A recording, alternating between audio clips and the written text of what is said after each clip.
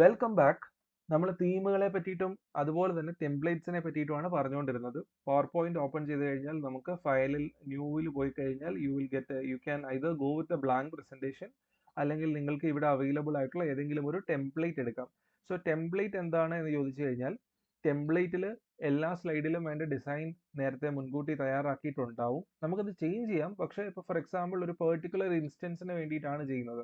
നമ്മളിപ്പോൾ ഒരു ലെസൺ പ്ലാനിന് വേണ്ടിയിട്ടുള്ള ടെംപ്ലേറ്റ് ആണ് നമ്മൾ എവിടെന്നെങ്കിലും ഡൗൺലോഡ് ചെയ്യുന്നതെങ്കിൽ ലെസൺ പ്ലാനിൽ വേണ്ട സ്ട്രക്ചർ ഭാഗങ്ങളൊക്കെ അവിടെ കൃത്യമായിട്ട് മെൻഷൻ ചെയ്തിട്ടുണ്ടാവും. അതായത് ഒരു സ്ലൈഡ് അതിന്റെ ടൈറ്റിലിന് വേണ്ടിയിട്ടാണ്, രണ്ടാമത്തെ സ്ലൈഡ് ലേണിംഗ് ഒബ്ജക്റ്റീവ്സിന് വേണ്ടിയിട്ടാണ്.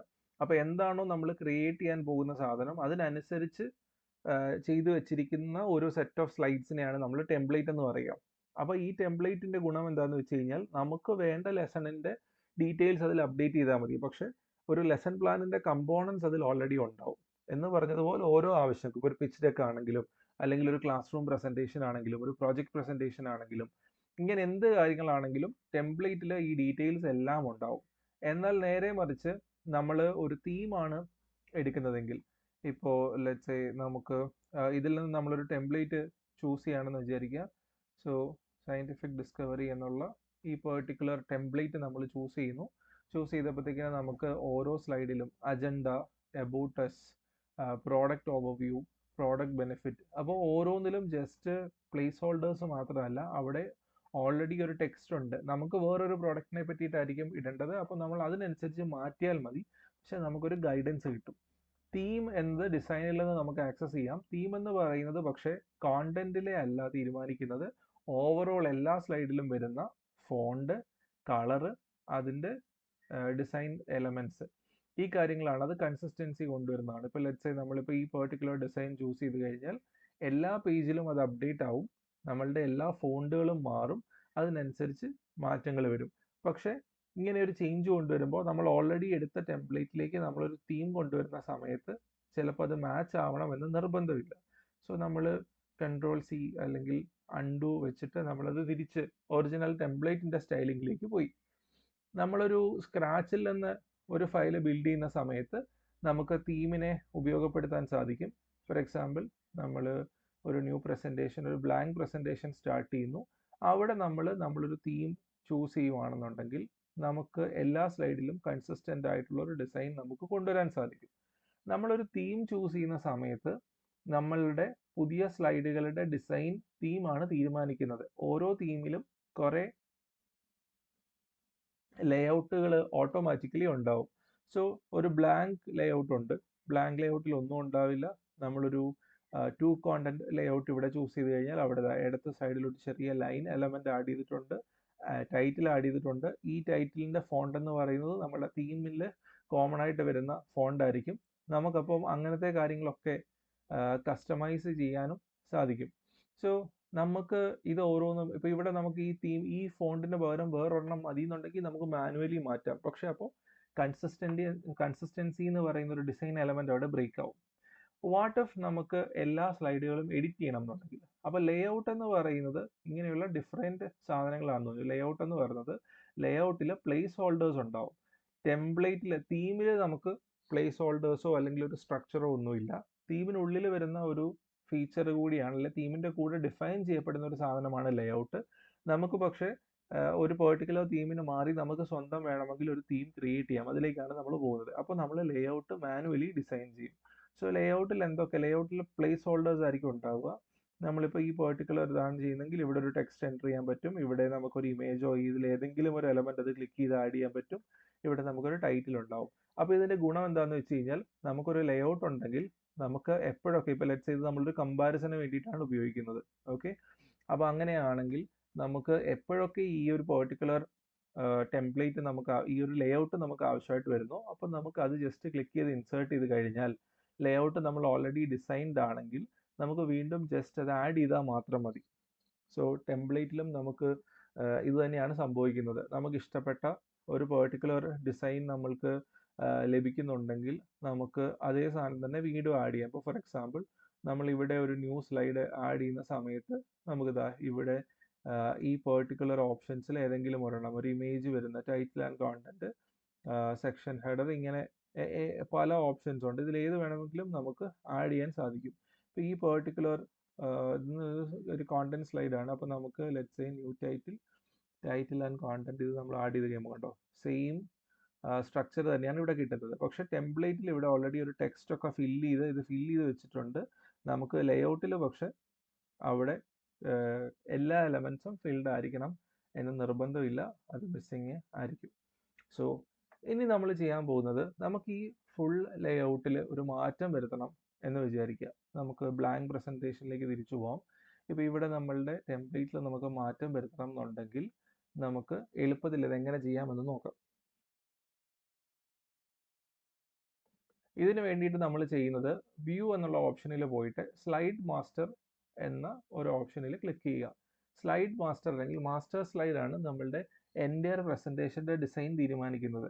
ഇപ്പോൾ ഈ ഒരു പെർട്ടിക്കുലർ നമ്മൾ എടുത്തിട്ടുള്ള ഇവിടെയും നമ്മളൊരു ബ്ലാങ്ക് പ്രസൻറ്റേഷൻ ആണ് എടുത്തിട്ടുള്ളതെങ്കിലും ഇവിടെ ഓട്ടോമാറ്റിക്കലി ഇവിടെ ഒരു എന്താ പറയുക ഒരു ടെംപ്ലേറ്റ് ഉണ്ട്. അത് ഏറ്റവും സിമ്പിൾ ആയിട്ടുള്ള ഒരു ടെംപ്ലേറ്റ് ആണെന്നേ ഉള്ളൂ, ഗ്രാഫിക്കൽ എലമെന്റ്സ് ഒന്നും ഇല്ലാതെ ഉള്ളൊരു ടെംപ്ലേറ്റ് ആണ്. ഇവിടെ ഏറ്റവും ബേസിക് ആയിട്ടുള്ള ബ്ലാങ്ക് പ്രസൻറ്റേഷൻ എന്ന് പറയുന്നത് ഒരു ടെംപ്ലേറ്റ് ആണ്. ഓക്കെ, അപ്പോൾ നമ്മൾ ഇവിടെ ചെയ്യുന്നത് നമുക്ക് ലെറ്റ്സ് എല്ലാ സ്ലൈഡിലേക്കും നമ്മുടെ സ്കൂളിൻ്റെ ലോഗോ ആഡ് ചെയ്യണം. അങ്ങനെയാണ് നമ്മുടെ റിക്വയർമെൻറ്റ് വരുന്നത് വിചാരിക്കുക. അപ്പോൾ നമ്മൾ ഫയലിൽ നമ്മളിവിടെ ക്ലിക്ക് ചെയ്തിട്ട് ഇൻസേർട്ട് പിക്ചർ നമ്മളുടെ ഡെസ്ക്ടോപ്പിൽ നിന്ന് നമ്മുടെ ഡിവൈസിൽ നിന്ന് തന്നെയാണ് നമ്മൾ അപ്ലോഡ് ചെയ്യുന്നത്. ഇപ്പോൾ നമ്മൾ ലോഗോ അപ്ലോഡ് ചെയ്തതിന് ശേഷം നമുക്കതിനെ റീസൈസ് ചെയ്യാൻ സാധിക്കും. റീസൈസ് ചെയ്തതിന് ശേഷം നമുക്കതിനെ പ്ലേസ് ചെയ്യാൻ സാധിക്കും. ഇപ്പോൾ ലെറ്റ്സ് സേ നമ്മൾ ഇവിടെയാണ് ലോഗോ പ്ലേസ് ചെയ്യാൻ താല്പര്യപ്പെടുന്നതെന്ന് വിചാരിക്കുക. ഓക്കെ, അപ്പോൾ ഇവിടെ ടൈറ്റിൽ അത് ഓവർലാപ്പ് ചെയ്ത് വരും, ഇങ്ങനെയായിരിക്കും ഇത് വരിക. സോ നമ്മളിത് തീരുമാനിച്ചപ്പോൾ കണ്ടോ എല്ലാ പേജിലും ഈ ഒരു പെർട്ടിക്കുലർ ലോഗോ ആഡ് ചെയ്തിട്ടുണ്ട്. അപ്പം നമ്മൾ ഇവിടുന്ന് ഇത് ക്ലോസ് ചെയ്തിട്ട് കണ്ടോ ഓട്ടോമാറ്റിക്കലി നമ്മുടെ ഒരു സ്ലൈഡിൽ ആ ലോഗോ വന്നിട്ടുണ്ട്. ഓക്കെ, സോ നമ്മൾ insert new slide let's say two content എവിടെ വന്നാലും ഈ ഒരു സ്ലൈഡ് ഈ ഒരു ലോഗോ അവിടെ വരുന്നുണ്ട്. ഓക്കെ, അപ്പോൾ ഇനി നമുക്കൊന്നുകൂടെ പറയുന്നു, വ്യൂവിലാണ് നമ്മളിത് ചെയ്യുന്നത്. സ്ലൈഡ് മാസ്റ്ററിൽ പോയിട്ട് നമുക്കിത് മാറ്റാം. ഇനി സ്ലൈഡ് മാസ്റ്ററിൽ നമുക്ക് ഇവിടെ ഒരു കസ്റ്റം ഡിസൈൻ വന്നിട്ടുണ്ട്. നമുക്ക് വേണമെങ്കിൽ അത് ഡിലീറ്റ് ചെയ്യാം. നമുക്ക് എത്ര എണ്ണം വേണമെങ്കിലും ഈ പറഞ്ഞതുപോലെ കീപ്പ് ചെയ്യാം. So let's say I'm going to delete the whole deck. Okay, അപ്പോൾ നമുക്ക് ഓൾറെഡി ഉള്ള ഡീഫോൾട്ട് ആയിട്ടുള്ള സാധനം തന്നെയാണ് ഇവിടെ ഉള്ളത്. ഇപ്പോൾ ഇതിൽ ഞാൻ എഡിറ്റ് ചെയ്യുന്ന സമയത്ത് എനിക്ക് ഈ ഒരു സ്ലൈഡ്, അതായത് നമ്മളുടെ ഒരു കോണ്ടന്റിൻ്റെ ഹെഡിങ് വരുന്ന ഒരു സെക്ഷൻ ഹെഡർ പോലെ വരുന്ന സ്ലൈഡാണിത്. ഇവിടെ എനിക്ക് ഇതിലൊരു മാറ്റം വരുത്തണം എന്നുണ്ടെങ്കിൽ ലോഗോ തന്നെ നമ്മൾ ഇൻസേർട്ട് ചെയ്യുന്നു. അതിനെ നമ്മളൊന്ന് സൈസ് കുറച്ച് ഇവിടെ സെൻറ്ററിലേക്ക് കീപ്പ് ചെയ്യുന്നു. ഇവിടെ സെൻറ്ററിലേക്ക് കീപ്പ് ചെയ്യുന്ന സമയത്ത് ഈ ഒരു പെർട്ടിക്കുലർ ഡിസൈനിൽ മാത്രമേ അത് വരുന്നുള്ളൂ. ഓക്കെ, സോ ഇവിടെ നിന്ന് ക്ലോസ് ചെയ്തിട്ട് ഞാൻ ഇനിയിപ്പോൾ insert new slide option title slide click ചെയ്യുകയാണെന്നുണ്ടെങ്കിൽ എനിക്കിത് ഇവിടെ രണ്ട് സ്ഥലത്ത് ലോഗോ വരുന്നുണ്ട്. അപ്പോൾ നമ്മൾ വീണ്ടും വ്യൂവിലേക്ക് പോയി സ്ലൈഡ് മാസ്റ്ററിൽ പോയിട്ട് നമ്മൾ ഇവിടുന്ന് ലെറ്റ്സ് സേ മെയിൻ സ്ലൈഡിൽ നിന്ന് നമ്മളിത് ഡിലീറ്റ് ചെയ്യാന്ന് വിചാരിക്കുക. അപ്പോൾ ഈ ഒരു പെർട്ടിക്കുലർ സ്ലൈഡിൽ മാത്രമായിരിക്കും നമുക്ക് പിന്നെ ലോഗോ ഉണ്ടാവുക. സോ നമുക്ക് തീരുമാനിക്കാം ഏതൊക്കെ സ്ലൈഡുകളിലാണ് ഇതുപോലെ എലമെൻറ്റ്സ് വരേണ്ടത് എന്ന് നമുക്ക് തീരുമാനിക്കാം. സോ ഇവിടുന്ന് ക്ലോസ് ചെയ്തിട്ട് വീണ്ടും പോകുമ്പോൾ കണ്ടോ എല്ലാ പേജിൽ നിന്നും അത് മാറി. ടൈറ്റിൽ സ്ലൈഡിൽ മാത്രമേ ഇപ്പോൾ നമുക്ക് ലോഗോ വരുള്ളൂ. അത് രണ്ടിലും ഒരുപോലെ തന്നെ നമ്മൾ ഏതാണോ ലേറ്റസ്റ്റ് ആയിട്ട് മാറ്റം വരുത്തിയത്. സോ ഇങ്ങനെ കോമൺ എലമെൻറ്റ്സ് ആഡ് ചെയ്യുന്ന സമയത്ത് ഇതൊരു ഭയങ്കര വലിയ ഫീച്ചറാണ്. സോ രണ്ട് കാര്യങ്ങൾ, ഒന്ന് എല്ലാ സ്ലൈഡിലും വരേണ്ട ഒരു എലമെൻ്റ് ഉണ്ടെങ്കിൽ, അല്ലെങ്കിൽ ഒരു ടൈപ്പ് ഓഫ് ലേഔട്ടിൽ വരേണ്ട എലമെൻറ്റ്സ് ഉണ്ടെങ്കിൽ നമുക്ക് സ്ലൈഡ് മാസ്റ്റർ എഡിറ്റ് ചെയ്തിട്ട് ചെയ്യാൻ സാധിക്കും. സ്ലൈഡ് മാസ്റ്ററിൽ പോയി കഴിഞ്ഞാൽ നമുക്ക് ലേഔട്ടുകളും സെറ്റ് ചെയ്യാൻ സാധിക്കും. ഇപ്പോൾ നമ്മൾ സ്ലൈഡ് മാസ്റ്ററിൽ വ്യൂവിൽ പോയി ഇപ്പോൾ ഈ പെർട്ടിക്കുലർ എലമെൻറ്റിൽ ഇവിടെ നമ്മൾ കൊടുത്തിരിക്കുന്ന ഫോൺ സൈസ് എന്ന് പറയുന്നത് ലെറ്റ്സ് സേ 80 ആക്കിയെന്ന് വിചാരിക്കുക. അപ്പോൾ നമ്മൾ തിരിച്ച് ഇപ്പം നമുക്കിവിടെ 80 ആണ് ടോട്ടൽ വന്നിരിക്കുന്നത്. സോ ലെറ്റ്സ് സേ നമ്മളിത് ക്ലോസ് ചെയ്തിട്ട് തിരിച്ച് സാധാ ഇൻ്റർഫേസിലേക്ക് പോവുകയാണ്. ഇവിടെ നമ്മൾ ഇൻസേർട്ട് ചെയ്യുന്ന സമയത്ത് ന്യൂ സ്ലൈഡ് ഇൻസേർട്ട് ചെയ്ത് സെക്ഷൻ ഹെഡർ ഇൻസേർട്ട് ചെയ്ത സമയത്ത് you can see that now it has become 80. So ഇങ്ങനെ നമുക്ക് വളരെ എളുപ്പത്തിൽ നമ്മളുടെ ടോട്ടൽ ഡിസൈൻ കൺസിസ്റ്റൻസി പ്രിസർവ് ചെയ്യാൻ വേണ്ടി നമ്മളെ സഹായിക്കുന്ന ചില ഫീച്ചേഴ്സാണ് നമ്മളുടെ മാസ്റ്റർ സ്ലൈഡും അതുപോലെ തന്നെ നമ്മുടെ ലേഔട്ട്സും. നമുക്ക് തുടങ്ങുന്നതിന് മുൻപ് തന്നെ നമ്മളുടെ ഡിസൈൻ ഒരു പെർട്ടിക്കുലർ പാറ്റേണിൽ വേണമെന്ന് നമുക്ക് തീരുമാനിക്കാൻ പറ്റുന്ന, അല്ലെങ്കിൽ നമ്മളെ ഹെൽപ്പ് ചെയ്യുന്ന ഫീച്ചറാണ് തീം എന്ന് പറയുന്നത്.